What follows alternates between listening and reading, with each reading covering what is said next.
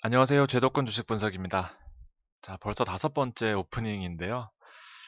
방송한 지가 뭐 거의 좀 있으면 20개월까지 다 돼가는데 아직도 혼자 얘기하는 게 참 어색하기 그지없습니다. 대단한 얘기를 하려는 건 아니고요. 오늘 이제 6월 중순 이후에 주식 전략과 그리고 곧 상장을 앞두고 있는 SK 바이오팜에 대해서 간단하게 리뷰를 해보고 시장 대비를 해보도록 하겠습니다. 자, 제도권 증시 노트 다음 주에 특히 중요한 부분은 일단 2050선에 대한 지지 여부입니다. 지금 주식 시장이 원달러 환율이 큰 폭으로 하락하면서 이제 2200선을 터치한 이후에 2150까지 하락을 했고 다음 주에 이제 2050선을 지지하느냐에 따라서 좀 장이 큰 폭으로 변화가 있을 것 같습니다. 지지를 하지 못하게 되면 상대적으로 대형주가 이끌어주지 못하는 현재 시장에서 큰 폭으로 하락할 수도 있는 가능성이 있고 상대적으로 2050을 지지한다면 그동안 소외되어 있던 업종들 위주로 장이 반등할 수 있을 것 같다라는 그런 큰 그림입니다. 어쨌든 2150선이라는 숫자는 상대적인 안정세 속에 있다. 그래서 돌발 변수만 체크하자라는 게 저의 의견이고요. 지난주에 미국 금리가 동결되면서 일단 추가적인 금리 인하에 대한 부정적인 기조가 나오면서 다음 있을 한국 금통위의 금리 동결이 뭐 거의 확실한 그런 상황이겠죠. 그러면서 주식시장에 추가적으로 유입되는 뭐 그런 부분들을 좀 차단되게 됨으로써 주가에 변수가 있을 수도 있겠다라는 부분 일단 검토해 두시고요. 어쨌든 금리가 동결되면서 그리고 주택 가격이 불안정하면서 부동산 시장의 규제 그리고 대출 규제 세제 혜택 축소 등 다양한 주택 시장의 어떤 그 규제가 나오면서 주식 시장의 또 긍정적인 부분. 그래서 정말 방향을 잡기 어렵기 때문에 일단 여러 가지 생각하지 마시고 2050을 지지할 수 있느냐가 가장 중요한 포인트다라고 보여집니다. 지금 현재 베이징 코로나가 이슈가 되고 있어요. 지금 우한 코로나 이후에 베이징 코로나가 또 이슈가 되면서 일단 시장에 어떤 충격을 줄 것이다라는 얘기가 있는데 일단 코로나 이슈는 하루 만에 다시 반등하면서 면역이 좀 되고 있는 부분이고요. 그래서 돌발 변수는 아니다라는 부분입니다. 돌발 변수는 역시나 이제 미중 협상 관련돼서 어떤 이슈가 나오거나 지금 추가적으로 새로운 이슈가 나오지 않는 이상 일단은 긍정적인 부분으로 시장을 보시면 될 것 같다라는 생각입니다. FOMC 금리가 동결됐고, 그다음에 셀트리온의 램시마가 현재 임상시험이 영국에서 진행되고, 뭐 코로나 치료제 등등 아주 좋은 호재들이 계속해서 발생되면서 외국인 수급은 바이오에 집중된 지난주 흐름이었고요. 어쨌든 고용 부분에 있어서 미국이 안정적인 흐름을 보이고 있기 때문에 정말 말 그대로 여러 가지 이벤트가 혼재되면서 수익 줄 때 매도하자는 기본 원칙을 가지시고 대형주 3% 이상 때는 유의해서 매매하셨으면 좋겠습니다. 단기 조정이 가능성이 계속해서 상존하고 있어요. 그래서 빠졌을 때 얼마나 빠지느냐, 그리고 조정세 이후에 반등할 수 있느냐의 포인트를 두시고 계속해서 흔들리기보다는 지지선을 딱 잡아두고 투자하시는 게 가장 좋겠다라는 이론적인 얘기를 드렸습니다. 어쨌든 뭐 이론적인 얘기는 이론적인 얘기고요. 또 동물적인 감각으로 또 실전에서 그거를 잘 활용해야 되는데 그 부분들은 뭐 쉽지 않습니다. 종목을 뒤에 한번 쭉 보면서 얘기 나눠볼게요. 자, 미국 시장 급락 이후에 일단 제가 코멘트를 쓸까 하다가 쓰진 않았어요. 왜냐하면 단기 조정세가 언제든지 있을 것 같다라는 얘기를 이제 이론적으로 알고 있다 하더라도 이렇게 실제적으로 나오게 되면 흔들리거든요. 근데 여러 가지 판단하기보다는 일단 다행히도 반등세가 바로 나오면서 시장의 어떤 큰 패닉 상태는 막아주는 그런 미국 시장의 흐름이었고요. 어쨌든 금요일도 좋은 흐름으로 마감했다라고 판단됩니다. 코스피 금요일 이제 주간 마감 현황인데 2130입니다. 2150을 살짝 하회하긴 했지만 일단 뭐 미국 시장과 비슷한 추이로 가고 있는 그런 흐름이었고 우리가 먼저 마감하고 난 뒤에 이제 미국이 마감했기 때문에 일단 뭐 크게 나쁘지 않은 흐름이다라고까지는 현재 상태로 볼 수 있을 것 같습니다. 자, 중국 증시 보합세로 마감을 했고요. 원달러 환율이 가장 큰 핵심인데 일단 원달러 환율이 큰 폭으로 반등을 했어요. 1203원까지 반등했습니다. 그래서 살짝 우려가 되는 부분은 뭐 살짝 우려가 되는 부분대로 가져가시고요. 큰 흐름 자체는 아직까지는 본격적인 뭐 하향 랠리 구간은 아니다라는 큰 흐름을 좀 말씀드리고 싶습니다. 자, 되게 중요한 차트입니다. 지난주 수급 현황인데요. 6월 12일까지로 보시면 될 것 같고, 지금 전기전자 사실 이게 조금 더 앞으로 와야 되는데 오늘 기준으로 5일로 하다 보니까 이게 약간 미스가 있었습니다. 네, 그럼에도 불구하고 드리고 싶은 말씀은 자, 기관 외국인의 전기전자 업종의 큰 폭의 매도 그리고 개인들의 큰 폭의 매수가 핵심적인 포인트였고 그래서 이 우리가 예측했던 이 부분들이 그동안 소외되어 있는 업종에 갈 것이다라고 했는데 화학과 서비스 업종 그리고 외국인들의 삼바와 바이오로직스 사랑에 힘입어 외국인들이 의약품을 많이 올려놓은 이제 그런 지난주까지의 상황이었습니다. 그래서 기관들은 서비스 업종, 우리가 예측한 부분은 여기까지였는데 이제 이 수급들이 그 다음 랠리로서 바이오로 튀어버렸어요. 그래서 지금 바이오를 들어가야 되느냐의 질문은 사실상 저도 예측하기 힘든 부분이고 이제 그 수급 이후에 다음으로 어디로 가겠느냐라는 부분에 더 신경 쓰는 게 좋을 것 같습니다. 음식료품에도 지금 필수 소비재 쪽에 음식료품이 저는 다음 토픽으로 가장 중요하게 보고 있는데 제가 뒤에 정리해드릴 주요 증권사 레포트들에도 일단 필수 소비재로 음식료품을 가장 좋게 뽑고 있는 이제 그런 상황입니다. 금융업 쪽에 많은 매도가 지금 다시 이렇게 개인들로 다 수급이 쏠려 있는 이제 그런 상황이고요. 어쨌든 이 표만 봐서도 정말 빠르게 움직이고 있구나 시장이 그렇게 생각하실 수 있을 것 같습니다. 자, 셀트리온이 20만 원에서 30만 원 가는데 불과 2주가 걸리지 않았어요. 지금 어마어마한 상승세로 특히나 이제 고객들 뭐 여러분들 주변에도 마찬가지겠지만 셀트리온 같은 경우에는 그 대형 주주들이 많아요. 한두 주 갖고 있는 게 아니라 뭐 몇십 주, 몇백 주 갖고 있는 분들이 많기 때문에 일단 기본적으로 억 단위 이상 가지고 계신 분이 많으리라 생각을 하는데 30만 원까지 가면서 어쨌든 주식시장 그리고 큰 손들이 움직여주면서 시장에 활기를 띄워주는 것은 사실인 것 같습니다. 30만 원까지 올라갔어요. 셀트리온 같은 경우에는 제가 놓친 부분도 있긴 하지만 정말 다행히도 이렇게 주식시장에 좀 흐름을 잡아주면 나쁘지 않을 것 같다라는 생각을 합니다. 셀트리온 30만 원, 삼바 80만 원. 정말 삼바는 대단한 주식인 것 같아요. 그래서 연내 100만 원이 뭐 처음에 2020년 초반만 해도 3, 40만 원의 회계 이슈까지 겹쳐서 뭐 폭락하고 뭐 난리도 아니었지만 결과적으로는 연내 100만 원 설이 뭐 현실화되고 있는 그런 상황입니다. 뭐 조정 그 타이밍을 굳이 뭐 예측을 해보자면 요렇게 돼야 되거든요. 요렇게. 그러니까 차트로 보면은 이제 요렇게 달려야 돼요. 그래서 그 이후까지는 뭐 계속해서 좋은 흐름이 되지 않을까 생각합니다. 80만 원 해도 그렇게 부담스러워 보이지 않네요. 자, 개인들이 지금 현재 수급의 주체가 되어 있고 외국인 기관은 뭐 매도, 그다음에 연기금들이 살짝 들어와 있는 모습인데 매도세가 커 보이는 그런 숫자적인 측면은 대형주 매도가 많아서 그렇습니다. 개인들은 상대적으로 많은 업종들을 골고루 사고 있는 그런 모습이고 기관 같은 경우에는 매도 상위에 올라와 있는 게 삼성전자와 하이닉스, 현대차, KB금융, 금융주가 많이 매도가 나왔어요. 금리 인하를 하지 않으면서. 그래서 서비스 업종에 우리가 예측했던 서비스 업종에 카카오 네이버 위주로 이렇게 올라가고 있는 거고요. 뒤에 언급해드릴 CJ제일제당도 계속해서 상위에 있는 음식료품 중에서 상위에 있는 것들은 처음이거든요. 그래서 CJ제일제당을 눈여겨보고 있는 그런 상황입니다.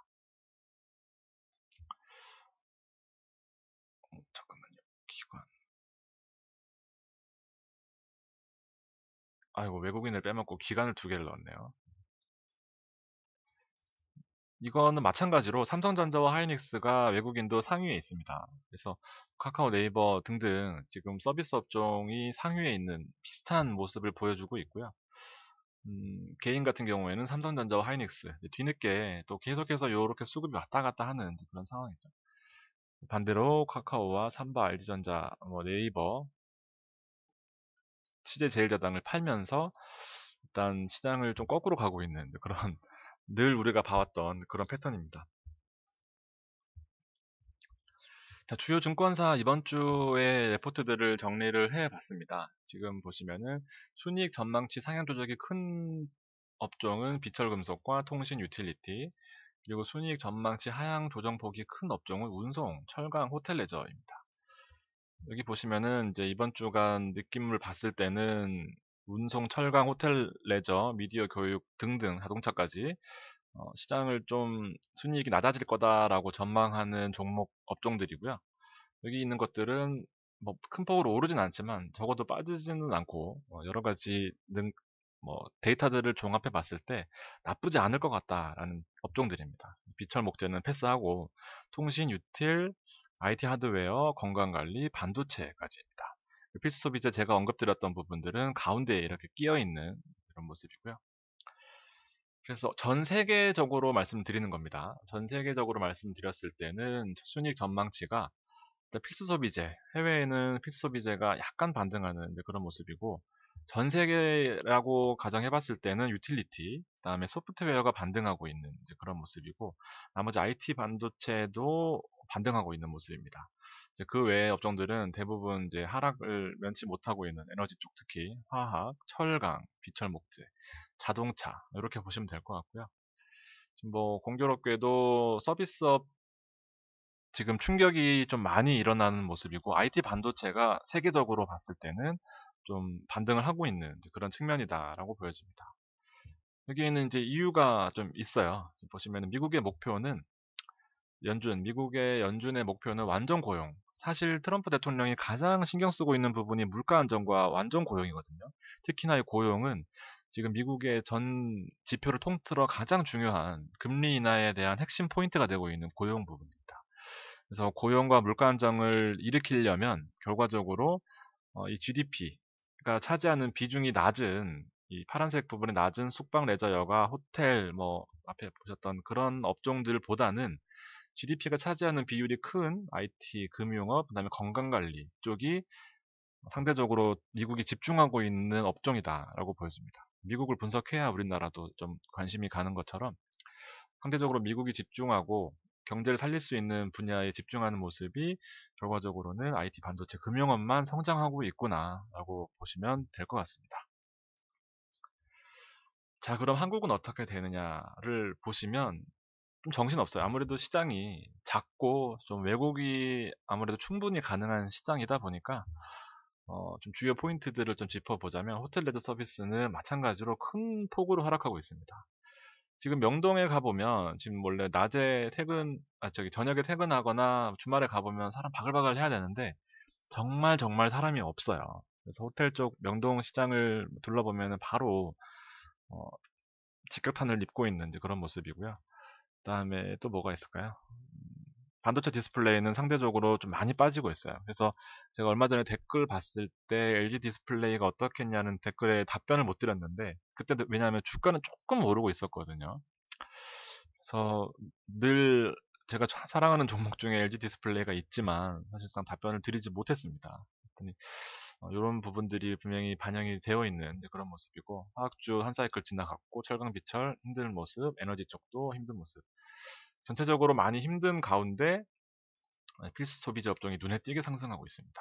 그래서 건강관리 업종 마찬가지고요. 그래서 해외 쪽 시장과 앞서 보셨던 해외 쪽의 건강관리, 뭐 IT 반도체, 필수 소비재 쪽 그리고 우리나라 시장의 필수 소비재, 건강관리, IT 반도체는 한번 하고 나왔어요. 그래서 주간으로 봤을 때는 일단 뭐 빠지고 있는 그런 모습이고 상대적으로 지금 필수 소비재와 건강관리 쪽이 분위기가 나쁘지 않겠구나라는 그런 측면입니다. 이렇게 제가 다음 주 6월 중순을 기점으로 놓고 봤을 때 6월 첫째 주와 둘째 주는 정말 많은 선방을 했지만 6월 이후에는 상대적으로 필수 소비자와 건강 관리는 급락이 낮은 종목입니다. 물론 급등도 없겠지만 그래서 이 두 가지로 좀 안정적으로 투자를 하려고 합니다. 조선도 있네요. 조선이 지금 삼성중공업과 그 컨소가 해외 카타르에 대규모 수주를 하면서 큰 폭으로 반등한 모습입니다. 재밌죠? 이렇게 한눈에 볼 수 있는 이 차트를 뒤늦게 발견하면서 저도 많은 도움을 받고 있습니다. 자동차 업종도 쉽지 않아 보이네요. 물론 시장이 지금 코스피가 뭐 요런 시점이다라고 하면은 이렇게 빠져있는 종목들이 더 눈에 가기 마련이에요. 근데 지금으로서는 오르고 있는 업종들만 오르는 상황이라서 조금 다르게 해석하고 싶은 그런 상황이고, 필수소비재 쪽을 한 번 더 정리를 해보면 앞서 보셨던 그 세계적인 추세와 한국을 비교해 본다면 필수소비재와 통신서비스, 하드웨어 쪽이 좀 실적이 나빠 보이지 않는구나. 그리고 마찬가지로 세계적인 추세 따라서 조선, 호텔 레저, 철강 비철이 좀 좋지는 않아 보이구나라는 생각입니다. 그래서 포인트 CJ제일제당과 현대그린푸드를 비교해봤고, 제가 그동안 포트에 가지고 있던 신세계푸드도 좀 비교를 해봤는데 결론은 CJ제일제당이 제일 나아 보인다라는 결론을 내렸습니다. 자, 6월 증권사 레포트를 정리해보는 마지막 시간은 어쨌든 차트입니다. 저기 지표입니다. 지표. 인디케이터를 보시면 중요 지표들이 주 초에 몰려 있어요. 그래서 별 3개짜리를 보시면 5월에 소매 판매, 미국의 소매 판매, 그 다음에 중국의 소매 판매와 산업 생산, 주택시장 어디 있죠? 주택 착공 건수 이렇게 보시면 어쨌든 미국의 5월 달에 소매 판매와 산업 생산은 일단 온라인 판매가 증가하고 있는 모습. 그다음에 주택 시장도 많이 반등했을 거다라고 생각하고 있다라는 내용이 있었고요. 중국의 산업 생산도 더욱 높아졌을 것이다라고 일단 전반적으로 큰 급락은 막을 수 있는 지표들의 그런 모습이었습니다. 정말 다행이다라고 생각되는 부분들이 많이 있고요. 그래서 돌발 변수만 막으면 일단 6월 중순 이후도 나쁘지 않다라는 생각이고요. 자, 어쨌든 결론을 내보면 이제 FOMC 금리 동결 이후의 글로벌 시장은 이제 기대와 현실의 괴리를 인식했다라는 부분입니다. 자, 앞서 보셨다시피 이제 코로나를 극복하기 위한 중장기적인 증시 방향성은 오케이입니다. 뭐 어떤 업종들이 올라가고 어떤 업종들이 빠지는 거에 대해서는 방향성이 정해진 그런 모습이고요. 그럼에도 불구하고 금리를 동결, 호조세를 나타내는 지표를 중점으로 본다면 이제 더 이상의 그 뭐라 그래야 되죠? 더 이상의 어떤 숨겨둔 히든 카드를 꺼내기에는 이제 좀 쉽지 않은 부분들이 있죠. 금리도 동결해버렸고 나쁘지 않다라는 거죠. 그리고 지표도 좋아지고 그래서 더 이상 좋아질 카드가 없다라는 부분에 있어서는 단기 과열되는 그런 상황이다라고 결론을 내릴 수 있겠습니다. 뭐 장황하게 지표와 데이터들을 가지고 설명을 했지만 결과적으로 감각이 필요한 그런 시점입니다. 자, 종목들을 좀 살펴볼게요. NC소프트 같은 경우에는 지금 82만 원까지 올라와 있는 상태입니다. 제가 말씀드렸던 6월 21일이 NC소프트의 3주년입니다. 그래서 그때까지는 뭐 팔고 사고 하면서 저도 NC소프트를 많이 관심을 가질 거고요. 다음에 카카오, 서비스 업종의 카카오도 계속해서 좋은 흐름을 보였고 일단 금요일자로 다 매도를 하고 일단 수익을 챙겨놓은 상황입니다. 6월 멤버십 종목의 코엔텍이 멤버십 추천 이후에 급등했다가 지금 급락하고 있습니다.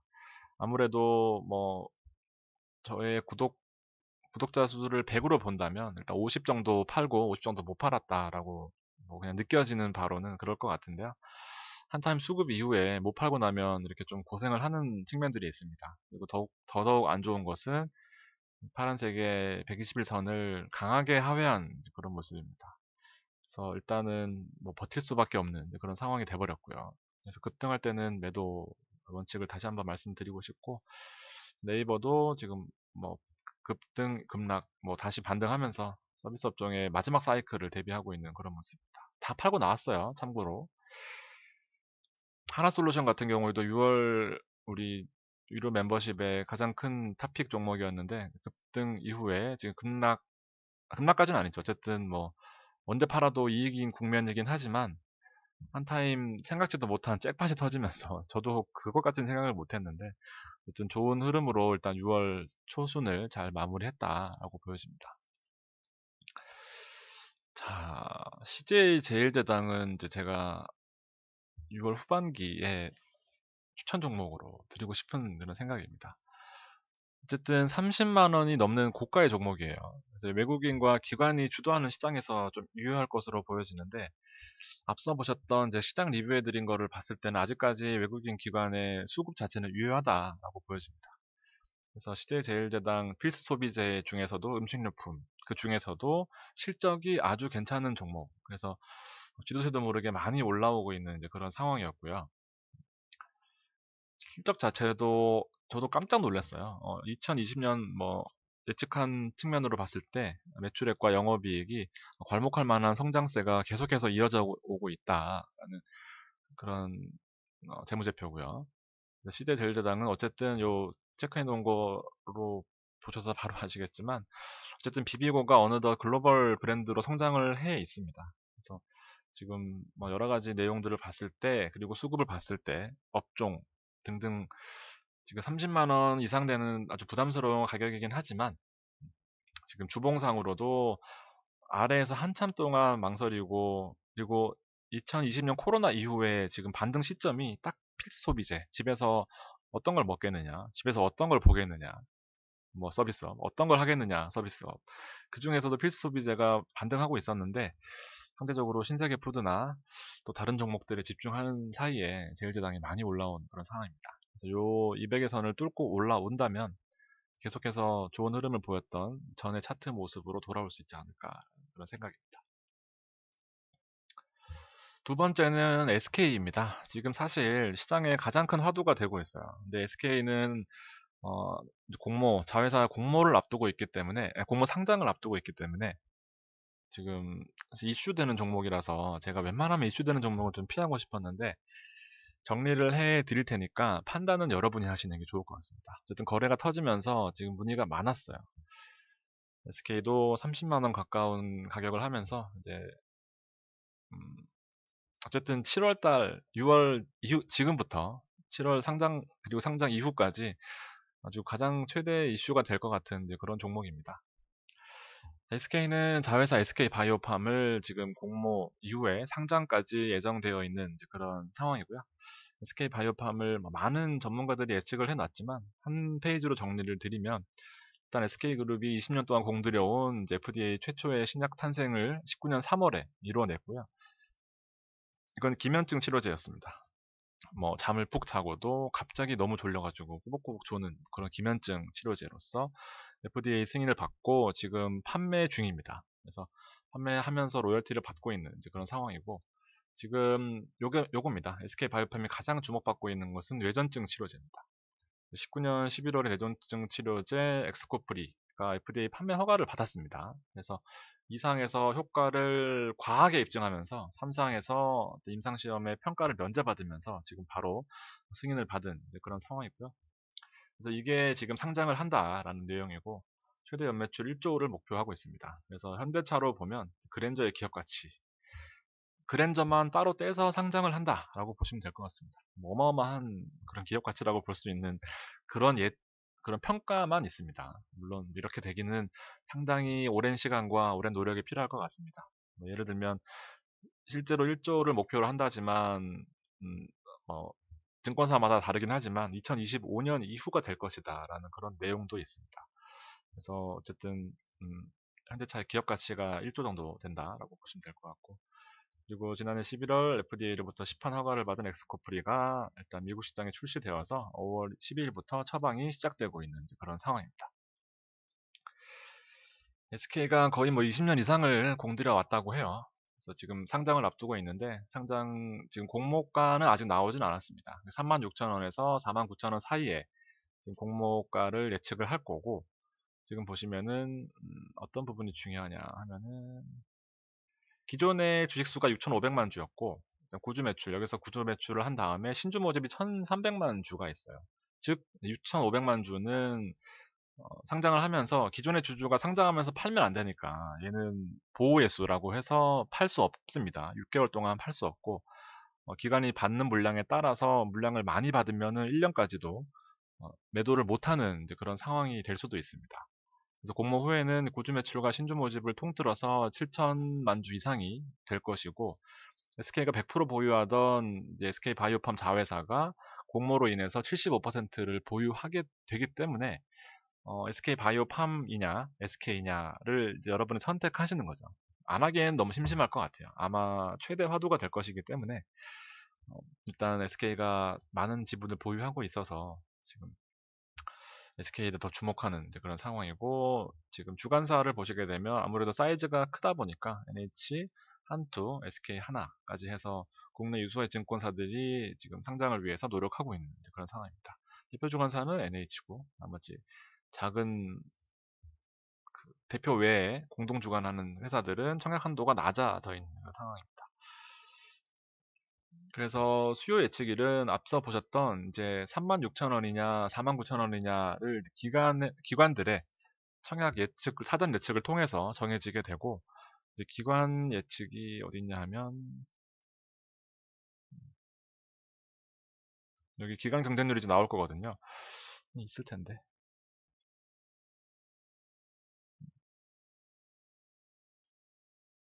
음, 제가 부분 캡처하다 보니까 이걸 빼먹었나 봐요. 어쨌든 공모 청약일은 개인들이 청약하는 날이고요. 수요 예측일은 여기 수요 예측일 기관 여기 있네요. 여기에 기관들을 분석해보고 이날 오후에 나옵니다. 6월 18일 보통 오후에 장 끝나고 증권사 만약에 여러분들이 아시는 PB나 혹은 콜센터에 전화를 해보시거나 이런 38 커뮤니케이션이라는 공모주 사이트가 있습니다. 38 커뮤니케이션. 그래서 여기 들어가 보시면은 이 기간 경쟁률, 그 다음에 수요 공모 확정가가 나오게 됩니다. 그래서 전화해 보시거나 찾아보셔서 정하시면 될 것 같고요. 만약에 이제 5만 원으로 나왔다. 5만 원 못 나오겠네요. 왜냐하면 36,000원에서 4만 원이다 보니까. 그래서 공모가가 만약에 4만 원으로 나왔다. 아마 최상단에 나오겠죠. 서로 많은 가격을 주고 사겠다라고 할 테니까. 그러면은 4만 원, 청약 한도가 7만 주. 그러면은 4, 7에 28, 한 4만 원에 7만 주를 곱하면 얼마인가요? 4, 7, 28, 28억인가요? 28억에다가 청약 증거금률이 50%가 되기 때문에 약 14억 정도를 최대로 베팅하게 되면 이제 경쟁률에 따라서 몇 주를 받을 수 있는 이제 그런 구조가 되는 겁니다. 그래서 청약자들은 일반 청약하실 분들은 이제 뭐 한 2, 3억 가지고 청약해도 티도 안 나거든요. 그래서 10억 이상 혹은 10억 이상 계좌를 뭐 5개, 10개 이런 식으로 많은 금액을 여러 계좌별로 베팅을 해야 이제 공모주로 많이 받을 수 있는 거고, 이제 우리 같은 일반인들은 상장을 하고 난 이후에 실제로 아파트를 청약하는 게 아니라 아파트를 이제 준공하고 나서 이제 매매가는 많이 올라 있겠죠. 청약했을 때보다. 요걸 가지고 우리가 7월 2일부터 투자를 시작하는 겁니다. 그래서 손해를 보고 들어가는 게 많죠. 돈 놓고 돈 먹기예요, 결과적으로. 청약으로 미리 들어가 있느냐, 아니면 경쟁률을 뚫고, 이 경쟁률을 다 받으려면 10억씩 필요하니까. 그래서 이 돈이 이렇게 없다면은 이제 7월 2일 날 실제로 시장에 나온 매물을 가지고 이제 거래를 해야 되는 거죠. 어쨌든 7월 2일이 상장일이다. 이렇게 보시면 될 것 같고요. SK바이오팜도 상장에 이슈가 되는 이유는 비상장주의 상장은 이제 현금 유입이 될 것이고 지분 가치가 재평가될 것이죠. 현금이 많이 들어올 거고, 어쨌든 이 SK는 뭐 IPO나 자산매각 등으로 투자 수익이 발생할 경우에 많은 배당을 줄 것이다라고 늘 약속해왔던 이런 이슈가 있습니다.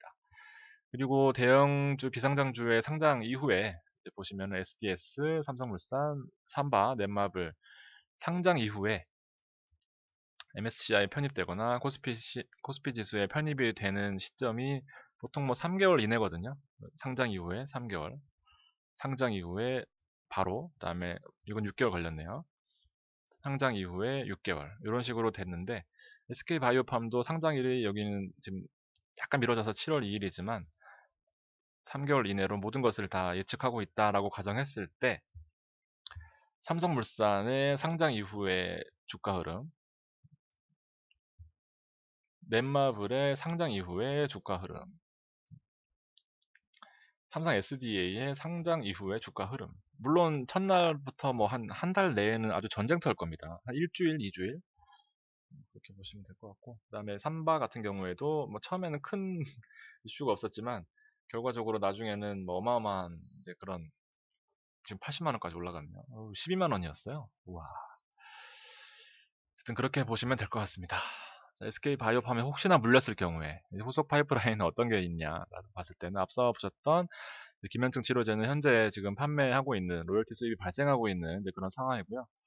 세노바메이트라는 이제 뇌전증 치료제가 지금 현재 승인을 받고 시장 출시되어 있는 그런 상황이고, 그리고 그 다음부터는 희귀뇌전증, 그래서 뭐